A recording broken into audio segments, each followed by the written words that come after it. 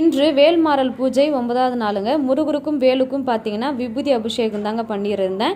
இன்றைக்கி கொஞ்சம் பூஜை பண்ணேன். வேல்மாறல் பூஜை பண்ணுறதுக்கு லேட் ஆகிடுச்சு. காரணம் வந்து பார்த்திங்கன்னா கொஞ்சம் உடம்பு சரியில்லாததால் கொஞ்சம் தூங்கிட்டேன் அசந்து. இன்றைக்கி லேட்டாக தான் பூஜை பண்ணேன். இன்றைக்கி பார்த்திங்கன்னா விபூதி அபிஷேகம் பண்ணி முடிச்சுட்டு முருகருக்கும் வேலுக்கும் அலங்காரம்லாம் பண்ணி பூஜை பண்ணேன்.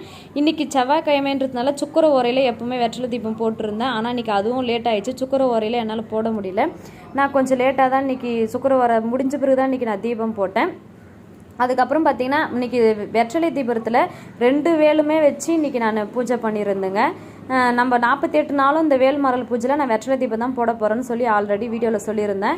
இன்றைக்கி பார்த்திங்கன்னா இந்த வெற்றிலை தீபத்தில் ஒரு நாள் வேலு முருகர் அப்படி வச்சு நம்ம பூஜை பண்ணியிருந்தோம். இன்றைக்கி பார்த்திங்கன்னா செவ்வாய்க்கிழமைன்றதுனால 2 வேலுமே வச்சு பூஜை பண்ணியிருந்தேன். அதுக்கப்புறம் வேல்மாறல் திருப்புகையெல்லாம் படித்து முடிச்சுங்க. படித்து முடித்த உடனே பார்த்திங்கன்னா முருகர்கிட்ட இருந்து எனக்கு பூ விழுந்தது. எனக்கு ஆசீர்வாதம் பண்ண மாதிரி இருந்தது. வெற்றிவேல் முருகனுக்கு அரோகரா.